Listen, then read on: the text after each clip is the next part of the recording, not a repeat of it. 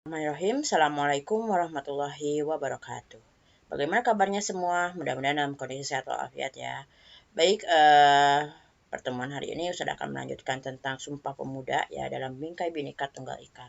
Sebelum kita mulai, mari kita awali dulu pertemuan hari ini dengan melafazkan basmalah bersama-sama. Bismillahirrahmanirrahim. Dan juga kita berdoa terlebih dahulu agar ilmu yang kita pelajari hari ini bisa menjadi ilmu yang bermanfaat. Berdoa dimulai.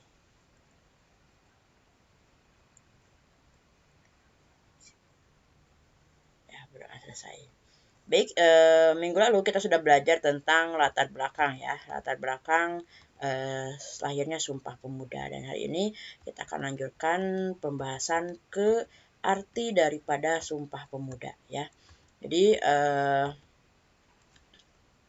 Sumpah Pemuda ya yang dilaksanakan pada tanggal 28 Oktober 1928 ini bukan hanya menggerakkan para pemuda untuk meraih kemerdekaan, tapi juga mempertegas jati diri bangsa Indonesia sebagai sebuah negara ya. Sumpah Pemuda ini sudah menjadi jiwa dan semangat yang terus terpatria dalam hati sanubari para pemuda pada saat itu.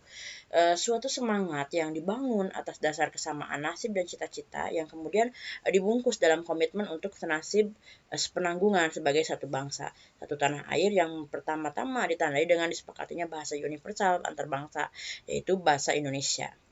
Ya, nah semangat Sumpah Pemuda mencapai puncaknya pada tanggal 17 Agustus 1945 ketika Soekarno-Hatta ya atas nama bangsa Indonesia memproklamirkan kemerdekaan Indonesia.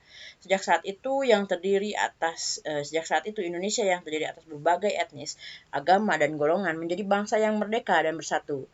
Kemerdekaan memberikan kesempatan ya bagi bangsa Indonesia untuk mewujudkan masyarakat yang bersatu, berdaulat, adil dan makmur. Ya, semangat Sumpah Pemuda harus tetap ada setelah kemerdekaan bangsa Indonesia dan diraih. Ya, persatuan dan kesatuan bangsa Indonesia akan hancur apabila bangsa Indonesia tidak lagi memiliki semangat bertanah air satu, berbangsa satu, dan berbahasa satu, yaitu Indonesia. Jadi, Sumpah Pemuda ini memang menjadi momen di mana kita itu resmi ya sebagai sebuah negara ya. Jadi seperti yang sudah dijelaskan di pertemuan-pertemuan sebelumnya ya, bahwa Indonesia itu awalnya adalah satu kawasan yang memang terpecah-pecah gitu, belum bersatu sebagai satu negara. Tapi sejak momen mulai di kebangkitan nasional ya dibentuk gitu organisasi-organisasi yang berbasis ideologi, itu akhirnya kan mulai ya jadi seperti Syarikat Islam itu dia membuka organisasi cabang, itu kan dibukanya di daerah Solo ya, didirikannya di daerah Solo, tapi akhirnya organisasi itu menyebar hampir ke seluruh wilayah ya yang dijajah oleh pemerintah Belanda. Dan Sumpah Pemuda ini mempertegas bahwa akhirnya kita memutuskan untuk menjadi satu negara ya, menyatukan berbagai etnis ya, agama, golongan ya, menjadi bangsa yang merdeka dan bersatu. Ya, untuk apa? Untuk mewujudkan masyarakat yang bersatu, berdaulat, adil dan makmur. Ya, intinya agar kita itu tidak dijajah, agar kita itu merasakan kesejahteraan, agar kita itu merasakan kemakmuran, bukan merasakan berada di bawah kaki orang lain, itu ya. Dan hari ini kita akan bahas apa sih arti dari sumpah-sumpah yang ada 3 poin ya, 3 sumpah yang berada di teks atau naskah Sumpah Pemuda ya pada tanggal 28 Oktober 1928. Yang pertama, kami putra dan putri Indonesia mengaku bertumpah darah yang satu, yaitu tanah Indonesia ya. Nah, jadi tanah air kita, yaitu tanah Indonesia, ini adalah seluruh wilayah Indonesia, baik di darat ataupun dan di laut ya. Negara ini ya memiliki luas wilayah kurang lebih 5.180.053 km persegi. Ya, wilayah yang luas ini menempatkan Indonesia sebagai negara terluas ketujuh di dunia setelah Rusia, Kanada, Amerika Serikat, Cina, Brazil, dan Australia. Menurut letak astronomi, Indonesia terletak pada 6 derajat lintang utara ya sampai dengan 11 derajat lintang selatan, antara 95 derajat bujur timur dan 141 bujur timur. Indonesia disebut juga Nusantara ya. Nusantara berarti kepulauan yang terpisahkan oleh lautan. Jumlah kepulauannya mencapai 13.466 pulau ya, cukup banyak. Tanah Indonesia sangat indah dan kaya. Bangsa lain menyebut Indonesia sebagai Zamrud Khatulistiwa. Sebagai warga negara ya kita harusnya bangga kan terhadap tanah Indonesia. Kita hidup di negeri yang sangat indah gitu kan.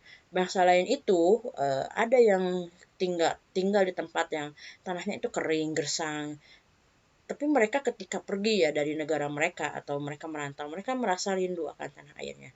Nah, tapi kalau kita, janganlah kalau kita itu rindu dan cinta tanah air itu karena kita berada di negara yang lain. Ya, di negara lain baru kita ngerasa, oh aku rindu Indonesia. Harusnya kerinduan, kecintaan yang kita miliki itu harus sudah tertanam walaupun kita masih tinggal di Indonesia. Jadi sekarang kita tuh harus punya rasa cinta dan harus punya rasa rindu gitu ya. Dan kecintaan itu harusnya menimbulkan kebanggaan terhadap bangsa ini. Apapun yang ada di dalam bangsa ini itu adalah yang terbaik untuk kita gitu ya, sehingga kita akan senantiasa menjaga dan memperhatikan lingkungan sekitar kita ya, minimal jangan sampai ada yang mengganggu gitu ya wilayah kita itu, negara kita itu jangan sampai ada yang mengganggu. Kita harus peka gitu dengan apa yang terjadi di sekitar kita. Poin yang kedua, kami putra dan putri Indonesia mengaku berbangsa yang satu, yaitu bangsa Indonesia. Pengakuan kita sebagai bangsa Indonesia merupakan bentuk dari paham kebangsaan ya. Paham kebangsaan disebut juga kesadaran berbangsa. Rasa kebangsaan Indonesia tumbuh dari sejarah panjang bangsa. Berawal dari hasrat ingin bersatu, penduduk yang mempunyai latar belakang yang sangat majemuk kemudian berkembang menjadi keyakinan untuk menjadi satu bangsa yang akhirnya dideklarasikan oleh sejumlah pemuda pada saat Kongres Pemuda pada tanggal 28 Oktober 1928 ya. Nah, itu jadi kita artinya gitu. Keputusan ini keputusan besar loh ya. Jadi pemuda pada saat itu mungkin mereka tidak hanya sekedar main-main yang memutuskan untuk menjadi satu bangsa. Mereka sudah memperhitungkan kelebihan, keuntungan gitu kan. Apa yang menjadi keuntungan kita bersatu, apa yang menjadi kekurangannya, dan memang keuntungannya lebih banyak, maka mungkin akhirnya diputuskan untuk bersatu ya sebagai satu bangsa. Dan kekurangannya itu adalah ya perbedaan gitu kan, perbedaan di antara kita itu mungkin akan sangat banyak, apalagi sukunya itu banyak juga kita itu ya. Dan kita sebagai generasi penerus punya kewajiban ya untuk melestarikan persatuan dan kesatuan kita, melestarikan bangsa ini ya sebagai satu bangsa. Pelestarian rasa kebangsaan Indonesia merupakan salah satu usaha untuk tetap tegaknya negara kesatuan Republik Indonesia. Sebagai bangsa nih, kita tuh harus tetap optimis karena masih banyak potensi bangsa ini yang dapat dikembangkan demi tetap terpeliharanya rasa kebangsaan dan dapat dijadikan pijakan ya untuk usaha-usaha memelihara dan meningkatkan rasa kebangsaan Indonesia itu sendiri. Jadi ya kita harus melestarikan rasa kebangsaan itu agar kita itu bisa tetap menjadi satu bangsa gitu ya, walaupun pasti akan banyak ujian gitu ya di kedepannya. Kami putra dan putri Indonesia menjunjung bahasa persatuan, yaitu bahasa Indonesia ya. Sumpah Pemuda ini menegaskan loh bahwa bahasa persatuan itu kan bahasa Indonesia. Bahasa Indonesia ini punya peran yang sangat menentukan ya dalam perkembangan kehidupan bangsa Indonesia. Dulu mungkin ketika sebelum masa perjuangan kemerdekaan, Indonesia ini bahasa Indonesia ini jadi apa ya, satu keputusan besar lah yang membuat bahasa Indonesia ini menjadi bahasa persatuan. Kita kebayang kali ya kalau kalau kita tetap kekeh gitu untuk menggunakan bahasa daerah, kita nggak akan pernah nyambung gitu antara ya kalau kita ngobrol gitu misalnya dengan orang yang beda suku dengan punya yang punya bahasa yang beda ya, ketika kita ngobrol mungkin nggak akan nyambung, dia ngomong apa kita ngomong apa gitu. Dan kalaupun misalnya kita pilih salah satu bahasa gitu untuk menjadi bahasa apa namanya itu bahasa nasional ya, sebutlah misalnya bahasa Sunda jadi bahasa nasional gitu, kebayang orang mungkin nggak simpel gitu belajar bahasa Sunda itu kan ada tahapan-tahapan gitu ya. Kalau kita bicara sama orang yang lebih tua itu bahasa apa, kata yang digunakannya apa, yang lebih muda apa, yang sama apa, itu kan terlalu rumit lah untuk dipelajari. Sedangkan kan kalau bahasa Indonesia itu simpel. Kalau kalau bicaranya eh, aku itu ya, ada kata ganti aku, ada kata ganti saya, nah, tergantung mana yang lebih tepat kan kalimat yang digunakan, atau kita kamu gitu kan, eh, terus dia gitu, itu lebih simpel lah gitu ya kata-kata yang digunakan dibandingkan menggunakan bahasa-bahasa daerah ya. Kayak bahasa Indonesia itu kan kalau jatuh ya bahasa Indonesianya jatuh. Coba kalau bahasa Sunda ya, bahasa Sunda itu jatuh itu tergantung jatuhnya kayak gimana gitu kan. Kalau jatuh ke belakang misalnya ti soledat gitu ya, ada ada ti jengkang gitu kan, ada ti kusruk dan sebagainya, jadi terlalu banyak. Nah jadi um, ini sangat efektif juga gitu ya bahasa Indonesia dipilih sebagai bahasa persatuan ya. Jadi ini alat komunikasi yang akhirnya berhasil lah gitu ya, bisa menyatukan kita ya, dan bisa melancarkan komunikasi antar orang yang berbeda-beda bahasa. Kayak makna Sumpah Pemuda. Nah, sebagai masyarakat yang penuh dengan kemajemukan, bangsa dan masyarakat Indonesia harus yakin bahwa pemuda punya peran yang vital ya dalam pembangunan bangsa. Nah, dari dulu gitu, kalau kita lihat sejarahnya, bahwa dari sejak kebangkitan nasional gitu ya, orang-orang yang berhasil membentuk organisasi-organisasi adalah orang-orang yang masih muda, yang masih punya jiwa muda gitu ya. Kemudian di Sumpah Pemuda juga sama. Jadi ketika dibentuk ya organisasi sejak kebangkitan nasional itu, ya muncullah organisasi-organisasi berbasis kepemudaan, organisasi-organisasi pemuda berbasis kedaerahan gitu kan. Ada yang Celebes, ada yang Japa, ada yang Sumatera, ada yang Ambon gitu ya, pemuda Betawi, kemudian ada pemuda pelajar-pelajar Indonesia, dan dialah yang berinisiatif gitu ya untuk mengadakan Kongres Nasional, Kongres Pemuda ya pada saat itu. Nah, ini menunjukkan bahwa pemuda itu punya apa ya, punya peran gitu ya dalam pembangunan bangsa. Kalau dulu pada saat Sumpah Pemuda itu para pemuda tidak bergerak, bisa jadi sampai hari ini kita masih ada di bawah tekanan penjajah gitu kan. Kita who knows gitu, nggak ada yang tahu gitu apa yang akan terjadi. Kalau bukan para pemuda yang memperjuangkan, mungkin nasib kita nggak berubah loh. Kita jadi bangsa yang akan diinjak-injak terus gitu kan. Nah, jadi pemuda itu pasti punya peranan penting dalam pembangunan bangsa. Termasuk sekarang ketika kita melihat kondisi Indonesia saat ini, mungkin kita banyak merasa miris gitu ya. Banyak merasa miris, kita lihat dari segi ekonomi kok kita mandak-mandak terus gitu ya. Banyak orang-orang yang justru semakin tahun ya, setiap hari semakin bertambah usia, semakin bertambah jumlah tahun itu, tapi mereka tidak merasakan semakin sejahtera gitu. Nah, kita juga kalau kita ingin bangsa ini maju, ya tugasnya sekarang bukan tugas siapa-siapa lagi, tapi tugas pemuda yang hari ini ya mungkin pemuda dari usia 15 atau 14 tahun ya sampai usia 30 itu punya tanggung jawab gitu. Jadi, nah ini kalian gitu ya itu punya peranan penting dalam pembangunan bangsa. Sumpah Pemuda merupakan bukti otentik bahwa pada tanggal 28 Oktober 1928 bangsa Indonesia dilahirkan. Proses kelahiran bangsa Indonesia ini merupakan buah dari perjuangan rakyat yang selama ratusan tahun tertindas di bawah kekuasaan kaum kolonialis pada saat itu. Kondisi ketertindasan inilah yang kemudian mendorong para pemuda pada saat itu untuk membulatkan tekad ya demi mengangkat harkat dan martabat hidup orang Indonesia asli. Tekad inilah yang menjadi komitmen perjuangan Indonesia hingga berhasil mencapai kemerdekaannya, yaitu 17 tahun kemudian ya pada tanggal 17 Agustus 1945. Jadi bukti otentik nih Sumpah Pemuda itu melahirkan bangsa Indonesia. Dan kelahiran bangsa Indonesia ini menjadi ya buah dari perjuangan rakyat selama ratusan tahun yang tertindas. Jadi ini tuh solusi gitu. Ternyata ya sejak kita dijajah itu kan memang kita belum bersatu ya tiap daerahnya.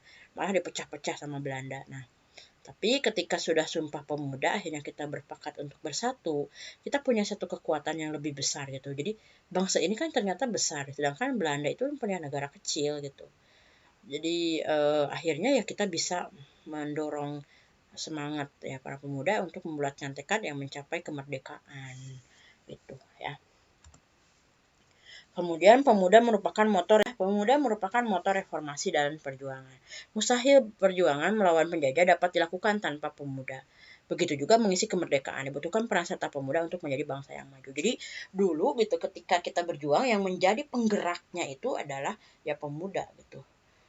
Pada tahun 1998 juga sama, pada masa reformasi yang menggerakkan untuk diturunkannya Soeharto pada saat itu adalah pemuda. Bahkan pernah mendengar ya cerita bahwa ketika pada saat itu mahasiswa pergi ke Jakarta, masyarakat sekitar itu mendukung gitu. Masyarakat itu mendukung, ada yang memberi bekal, ada yang memberi makanan, minuman gitu ya. Didukung, mereka itu dielu-elukan oleh masyarakat yang punya harapan untuk mengubah kondisi yang mereka alami gitu. Dan memang yang menggerakkan perjuangan dan yang menggerakkan reformasi itu ya pemuda. Di negara manapun juga sama. Ketika dulu di Mesir ya, Mesir ketika dipimpin oleh militer ya, junta militer yang sampai 30 tahun ya. Nah, pada saat itu para pemuda turun ke jalan ya, ke lapang Tahrir kalau nggak salah, Nah, mereka itu banyak berdemo gitu ya untuk menggulingkan presiden yang sudah 30 tahun memimpin gitu, dan akhirnya berhasil digulingkan. Ya, kemudian di negara-negara lain juga sama. Waktu itu di Libya kalau nggak salah juga serupa ya seperti itu. Nah, jadi termasuk kita gitu sekarang, kalau kita ingin mengubah kondisi pada saat ini yang mungkin Indonesia itu belum maju-maju banget gitu ya, malah belum maju sama sekali gitu. Kalau Usada bilang mungkin masih banyak ketinggalannya. Siapa yang bisa mengubah nasib bangsa ini? Ya kita pemuda gitu. Kita yang menjadi motornya, kita yang menjadi penggeraknya. Ya, jangan pernah mengandalkan orang lain untuk mengubah keadaan bangsa ini, tapi kita ubah gitu. Caranya bagaimana? Kita ubah dari diri kita sendiri ya. Jangan pernah mengubah negara ini langsung dari atas itu, negara kita protes terus, tapi kita ubah. Kita jadikan diri kita sebagai pribadi yang berkualitas gitu. Ya, pribadi yang memang layak untuk bisa mengubah bangsa ini. Ya, jadikan diri kita yang berkualitas, mungkin kapasitas cara berpikir kita yang harus diperbaiki, kemudian gaya hidup kita yang mungkin harus diperbaiki itu ya. Jadi kalau kita sudah bisa mengubah diri kita menjadi kondisi yang lebih baik, yang menjadi diri kita yang lebih berkualitas, maka kita punya kesempatan itu untuk mengubah bangsa ini. Ya, minimal ketika kita sudah baik, kita pasti akan membentuk satu keluarga yang baik juga gitu ya. Masyarakat yang baik juga, nanti dari masyarakat nanti pasti akan bisa memilih pemimpin yang baik juga, atau bahkan mungkin kita yang menjadi pemimpinnya. Selanjutnya, menjaga persatuan dan kesatuan Indonesia ya. Jadi ini adalah amanah loh. Persatuan dan kesatuan Indonesia ini adalah amanah yang diwariskan, atau warisan yang besar gitu kepada kita. Ini yang harus dijaga, ini yang harus kita rawat, kita lestarikan. Jangan sampai negara ini terpecah belah gitu. Karena bersatu kita teguh, bercerai kita runtuh gitu ya. Kemudian makna Sumpah Pemuda bagi masyarakat Indonesia harus dijadikan pedoman dalam kebangkitan dan kebersamaan seluruh elemen bangsa ya. Sebagai pemuda ada baiknya kita mengisi kemerdekaan dengan kegiatan-kegiatan yang positif dan menjalankan ideologi negara dengan baik. Pemuda tidak hanya melibatkan masyarakat ya. Reformasi menunjukkan pemuda juga dapat terlibat aktif dalam sistem pemerintahan Indonesia. Jadi pemuda gitu ya, itu harus dijadikan pedoman kebangkitan dan kebersamaan seluruh elemen bangsa. Jadi dari pemuda lah yang harusnya bergerak ya untuk menyatukan, untuk menggerakkan gitu ya, membangkitkan. Dan pemuda ini berarti harus mengisi kemerdekaan, atau mengisi ya momen-momen kemerdekaan ini dengan kegiatan yang positif, yang juga menjalankan ideologi kita, yaitu ideologi Pancasila ya dengan baik. Ya kita nggak bisa dong kalau misalnya kita mau kebaikan, tapi kitanya juga enggak gitu kan. Kita nggak bisa gitu ketika kita Indonesia itu berdasarkan Pancasila, tapi kita menjalankan ideologi negara orang lain, nggak bisa. Kita harus bisa menjalankan ideologi negara dengan baik. Baik, itu untuk makna Sumpah Pemuda. Selanjutnya kita bahas nilai-nilai luhur yang terkandung dalam Sumpah Pemuda. Cinta bangsa dan tanah air ya. Sumpah Pemuda ini berisi ikrar tanah air satu tanah air, satu bangsa, dan satu bahasa, yaitu bahasa Indonesia. Ya, wujud dari rasa cinta bangsa dan tanah air ya, atau nasionalisme ya, yang dilakukan oleh pemuda pada tahun 1928. Nah, cinta terhadap bangsa dan tanah itu artinya kita setia ya, kita bangga juga ya terhadap bangsa Indonesia. Jangan sampai kita itu orang yang nanti akan mengkhianati bangsa ini. Apa sih pengkhianatan bangsa yang bisa kita lakukan terhadap bangsa? Ya kita misalnya menjual bangsa ini kepada bangsa lain, ya menjelek-jelekan bangsa ini, memecah belah gitu ya. Itu termasuk dalam pengkhianatan. Kita nggak bangga, kita jelek-jelekin itu ternyata kita nggak bangga. Itu juga nggak baik ya, itu nggak baik itu untuk dilakukan. Kemudian selanjutnya persatuan. Nah, persatuan ini seperti yang tadi sudah bilang, persatuan ini adalah warisan besar yang harus kita jaga, karena sudah dibahas dari sebelum-sebelumnya. Yang menjadi poin penting dari semua peristiwa ya, dari peristiwa kebangkitan nasional dan Sumpah Pemuda itu adalah kita yang bersatu sebagai sebangsa dan akhirnya bisa mengusir penjajah dari bumi Indonesia.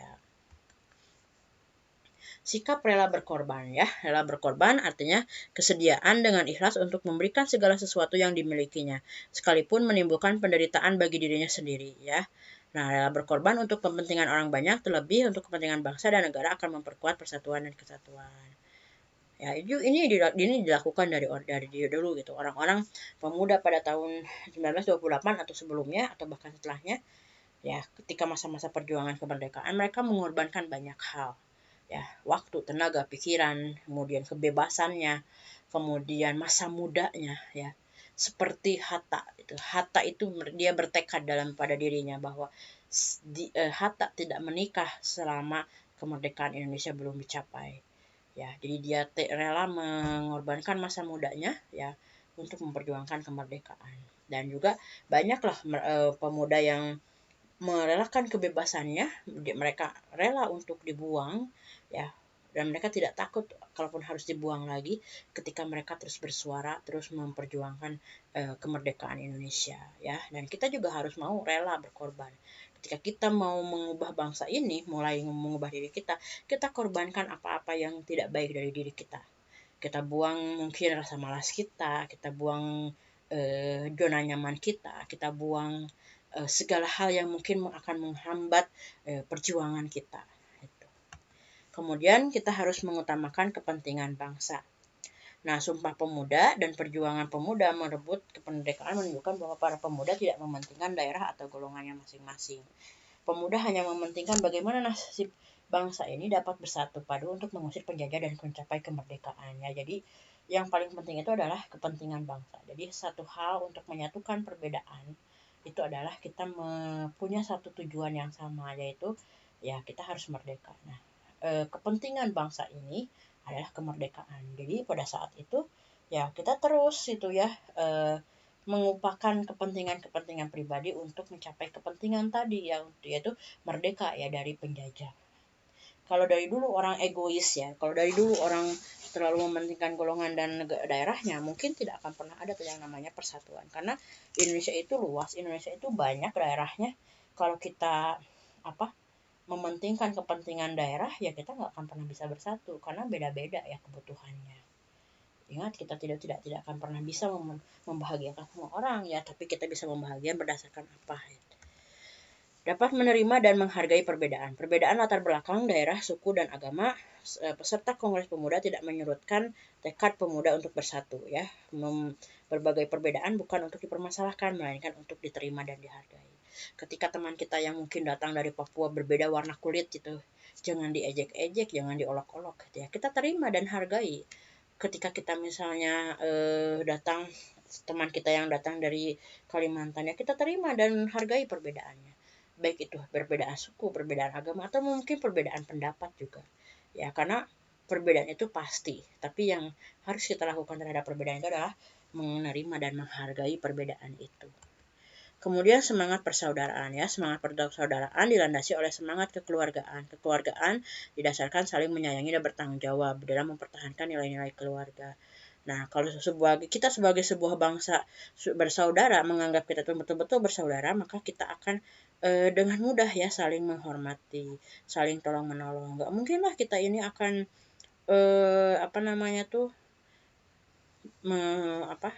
tidak menghormati gitu ya, atau mungkin tidak menunjukkan kasih sayang. Kalau sudah merasa saudara, pasti kita seperti itu. Meningkatkan semangat gotong royong atau kerjasama.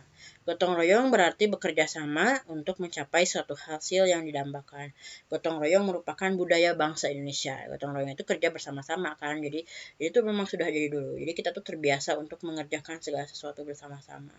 Ya, dalam konteks semua bekerja ya, bukan satu orang bekerja semua yang lain cuma numpang nama. Dan pekerjaan ini, gotong royong ini dilakukan tanpa pamrih, secara sukarela oleh semua warga menurut kebatas kemampuannya masing-masing. Ya, dan ini biasanya kerja-kerja bakti gitu ya. Dan kemerdekaan Indonesia ini juga bukti nyata dari gotong royong dan kerjasama yang dilakukan oleh bangsa Indonesia. Selanjutnya, nilai semangat dan komitmen Sumpah Pemuda pada masa sekarang bagi bangsa dan negara. Ya. Nah, semangat yang bisa kita terapkan dalam kehidupan sehari-hari, ya semangat Sumpah Pemuda apa yang bisa kita terapkan dalam kehidupan sehari-hari? Yang pertama adalah semangat belajar. Siswa tugasnya untuk belajar di lembaga masing-masing. Oleh sebab itu, meningkatkan semangat belajar berarti mewujudkan semangat Sumpah Pemuda dalam kehidupan sehari-hari. Tujuannya adalah mewujudkan prestasi belajar yang memuaskan. Kenapa kita harus mempunyai prestasi belajar yang memuaskan? Untuk menunjukkan kualitas diri kita, ya. Belajar bukan hanya untuk nilai. Belajar bukan hanya untuk mendapatkan nilai yang bagus di rapot, tapi belajar untuk meningkatkan kualitas diri kita. Nggak usah peduli dengan apapun omongan eh, guru, apapun omongan teman. Kita fokus aja gitu pada diri kita. Oh, aku memang merasa kurang, aku harus belajar. Biar apa? Biar kualitas diri kita itu, biar di kualitas diri aku itu ya bisa bagus gitu. Bisa punya nilai di mata orang lain. Kadang ada orang yang mungkin ketika kita punya prestasi dan meragukan kita, sebagus apapun nilai di rapot, orang akan meragukan. Yang harus kita lakukan yang menunjukkan bahwa kita memang pribadi yang berkualitas. Dengan cara apa ya? Belajar dengan sungguh-sungguh dan memang belajarnya untuk mendapatkan kualitas yang baik. Kalau kita niat belajar untuk nilai, itu ada orang yang mungkin ketika dia tidak mampu, dia akan menghalalkan segala cara untuk mendapatkan nilai yang baik. Dan segala cara itu baik cara yang halal, cara yang tidak halal. Dia akan lakukan gitu ya untuk mendapatkan nilai tersebut. Tapi kalau kita niatnya untuk mendapatkan kualitas yang terbaik pada diri kita, kita itu akan sungguh-sungguh sampai kita betul-betul paham, betul-betul bisa kita terapkan. Itu yang sangat jarang gitu ya yang Ustazah temukan. Orang-orang yang belajar seperti itu yang jarang. Jadi ketika misalnya kita merasa, oh kenapa aku harus belajar matematika gitu, nilai doang mah udah gampang ya, cuman ngitung doang. Tapi kita bagaimana akhirnya pola pikir matematika itu masuk ke dalam cara berpikir kita untuk mendapatkan ya solusi-solusi. Ya walaupun ya logika matematika jangan juga terlalu diterapkan itu, karena biasanya kalau orang jadi logis banget ya kita juga jadi eh, sulit menerima hal-hal yang di luar nalar gitu ya. Nah, itu kemudian semangat berpikir kritis. Berpikir kritis itu penting bagi setiap siswa. Hal tersebut merupakan perwujudan dari proses berpikir positif untuk mencipta atau membangun sesuatu yang berguna bagi kemaslahatan orang banyak. Ya, jadi berpikir kritis itu adalah kepeka gitu terhadap sesuatu yang aneh gitu. Misalnya nih, eh, contohnya ketika kita melihat gitu ya kondisi di sekitar kita. Kenapa ya lingkungan kita itu kok sering banjir kalau hujan besar gitu kan? Padahal ada sungai, tapi kok jadi malah banjir. Nah, ternyata dilihat-lihat, nah kita tuh kan berpikir kritis, kenapa gitu ya? Kenapa bisa seperti itu?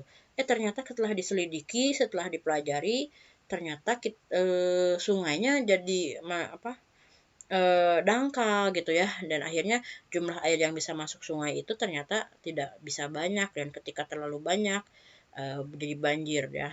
Nah, itu kan kita jadi berpikir kritis. Kalau sudah oh iya ini harus diselesaikan. Dari sana kita bisa melakukan tindakan. Atau misalnya ketika sekarang ada berita nih, ada berita apa namanya tuh?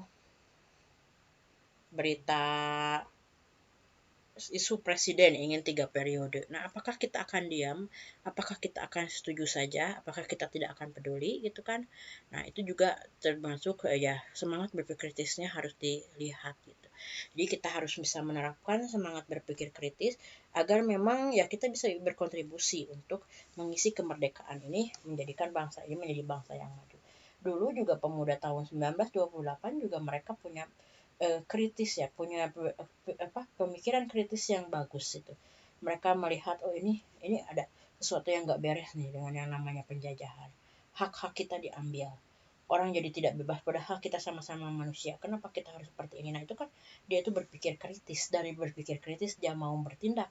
Nah, akhirnya dia mau berjuang dan memperjuangkan kita sampai kita bisa merdeka gitu ya. Kemudian semangat sosial budaya. Indonesia ini punya kultur sosial budaya yang beragam, tentu ya karena suku dan budayanya juga banyak. Namun demikian, tetap dalam satu wadah ya negara kesatuan Republik Indonesia.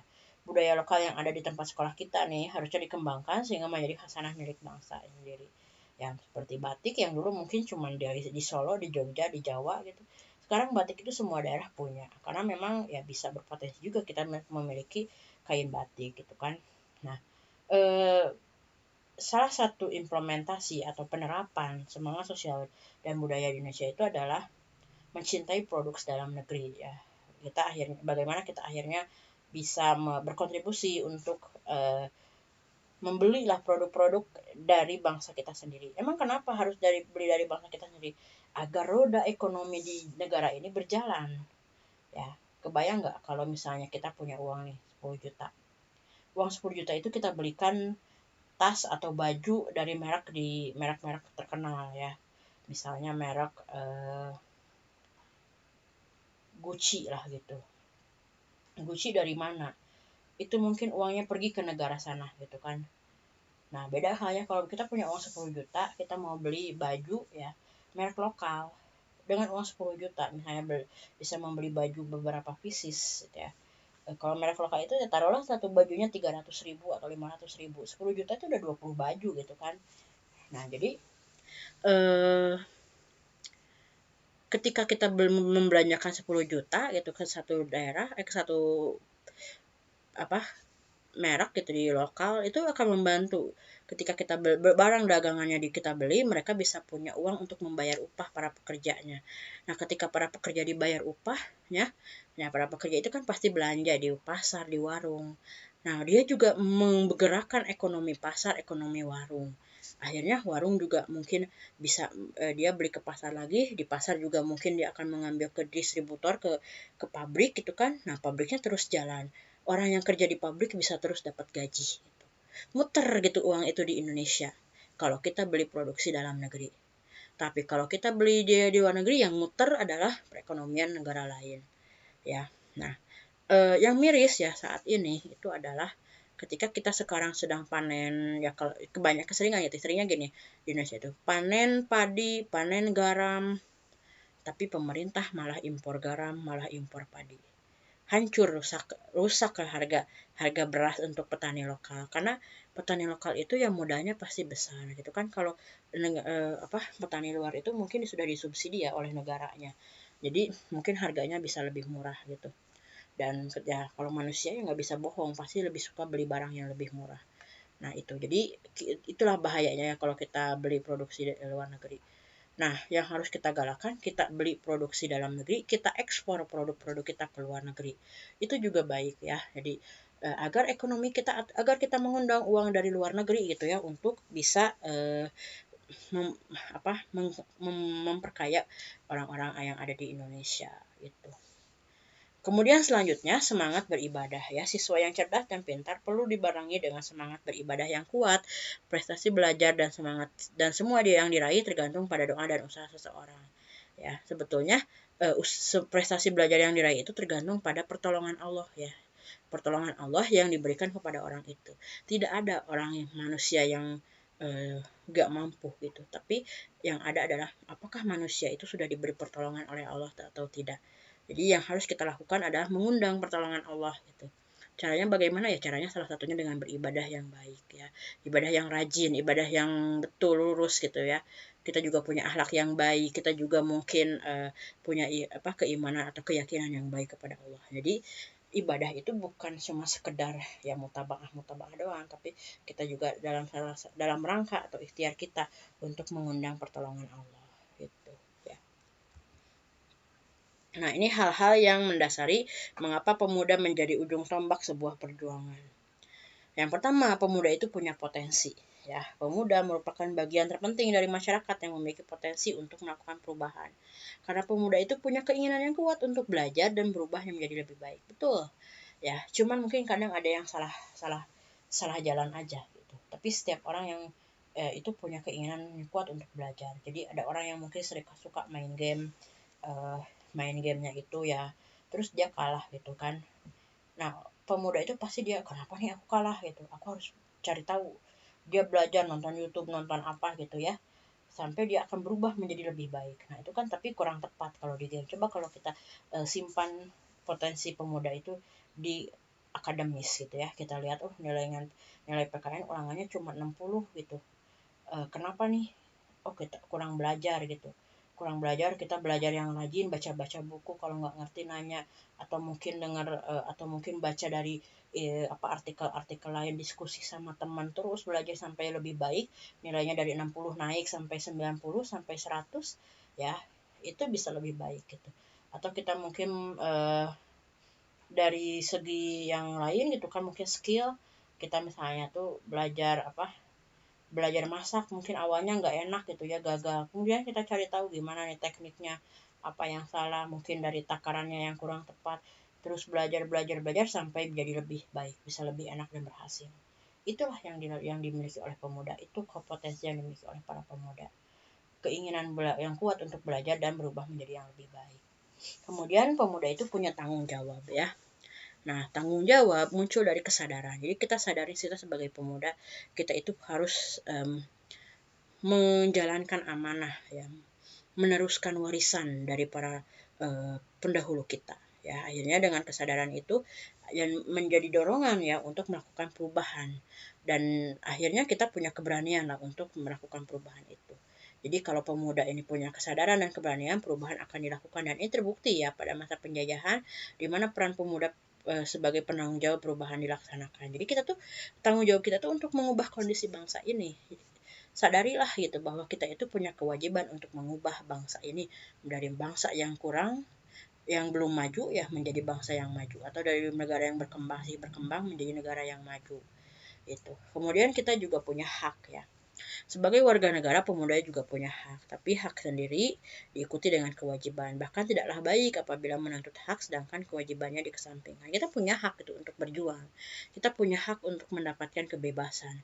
Kita punya hak untuk merasakan keamanan, kenyamanan. Tapi kita juga punya kewajiban. Kewajiban kita ya tadi bertanggung jawab untuk mengubah kondisi bangsa ini. Ya, sebelum kita tuntut hak-hak kita lakukan dulu kewajiban yang harus kita lakukan. Kemudian yang selanjutnya adalah karakter. Pemuda yang melakukan perubahan adalah pemuda yang memiliki karakter berani, menyukai tantangan, kreatif, pekerja keras, dan inovatif. Jadi para pemuda ya yang melakukan perubahan itu pasti pemuda yang punya karakter berani. Dia pasti, ayolah gak usah takut, hajar dulu gitu kan. Ada tantangan di depan, makin tertantang. Itu para pemuda. Sulit, kreatif ya. Semakin sulit dia akan berpikir, muter otaknya ya, akan melakukan 1000 cara untuk bisa mendapatkan tujuannya. Kerja keras juga ya, dan pastinya inovatif gitu. Dia akan melakukan inovasi-inovasi untuk memudahkan kesulitan-kesulitan yang dihadapi. Kemudian selanjutnya adalah aktualisasi diri. Aktualisasi diri adalah ketepatan seseorang dalam menempatkan dirinya sesuai dengan kemampuan yang ada di dalam dirinya.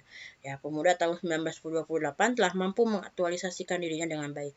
Aktualisasi itu bukan untuk hasrat dan kepentingan pribadi, melainkan untuk kepentingan bangsa dan negara. Jadi kita tempatkan diri kita. Apakah kita pantas nih jadi ketua? Apakah kita pantas jadi komandan? Apakah kita pantas jadi bendahara? Apakah kita pantas jadi sekretaris? Kalau kita pantas, maka lakukan. Kalau nggak pantas, cari tempat yang lebih baik untuk kita. Ya, nggak mungkin gitu ada satu keberhasilan kalau kita menyerahkan urusan kepada yang bukan ahlinya. Misalnya orang yang jago bikin sambal disuruh bikin nasi, mungkin nasinya tidak seenak kalau sambalnya gitu kan. Nah, jadi harus tepat menempatkan seseorang itu. Kemudian para pemuda itu harus punya cita-cita yang besar. Nah, cita-citalah yang akan melangkah seseorang demi masa depan yang lebih baik. Pemuda akan memiliki cita-cita yang tinggi karena memang pemuda hidup di dunia gagasan. Jangan takut bermimpi ya, takutlah kalau tidak punya mimpi. Jadi nih, pemuda itu gak usah takutlah dengan omongan-omongan orang tua. Mereka tuh kalau omongan orang tua yang tidak memberikan keyakinan kepada kita, yang tidak memberikan support, mungkin yang mereka yang memang dulunya juga tidak punya mimpi ya. Bermimpilah gitu, jangan takut, karena tidak bayar juga, gratis mimpi itu ya. Orang yang kalau udah punya mimpi, dia pasti geraknya itu akan punya tujuan. Mimpinya ke Bandung, gak mungkin jalannya ke Jakarta. Mimpinya ke Bandung, pasti jalannya ke Bandung. Kalau nggak bingung, nggak tahu kemana, mobilnya muter-muter, nggak tahu. Ditanya mau kemana, nggak tahu. Nah, maka kita harus punya cita-cita. Untuk apa? Untuk biar jelas itu kita tuh gerak tuh mau kemana. Kita tahu kita belajar tuh mau jadi apa. Gitu. Kita tahu kita belajar itu ingin mempunyai kualitas diri di mana, punya skill apa, nanti akan bermanfaat untuk kita. Usadah merasakan, usadah menyesali gitu ya ketika dulu usadah itu cita-cita tuh hanya sekedar cita-cita, nggak diperjuangkan. Coba kalau mungkin dulu itu betul-betul gitu usadah tuh memperjuangkan, dan itu akhirnya kemudian memberikan kesadaran lah pada diri usadah, dan sekarang sudah membuat satu membuat satu cita-cita gitu untuk menargetkan usadah itu ingin jadi guru itu harus seperti guru yang seperti apa gitu kan, punya karya-karya besar apa, dan itu yang memang harus nanti langkahnya itu akan menuju ke sana gitu. Ya, dan kalian juga pasti bisa gitu. Baik, itu saja mungkin untuk pertemuan tentang Sumpah Pemuda ya, sampai sini materinya. Jadi di 2 pertemuan langsung disatukan jadi 1 pertemuan. Mudah-mudahan masih banyak pertanyaan yang mungkin kalian nanti akan cari sendiri. Ya, sudah cukupkan untuk pertemuan ini. Terima kasih atas perhatiannya. Mohon maaf kalau ada hal-hal yang kurang berkenan. Kita tutup dengan melafazkan hamdalah bersama-sama. Alhamdulillahirabbil alamin, dan doa kafaratul majelis. Subhanakallahumma bihamdika asyhadu alla ilaha illa anta astaghfiruka wa atubu ilaik. Assalamualaikum warahmatullahi wabarakatuh.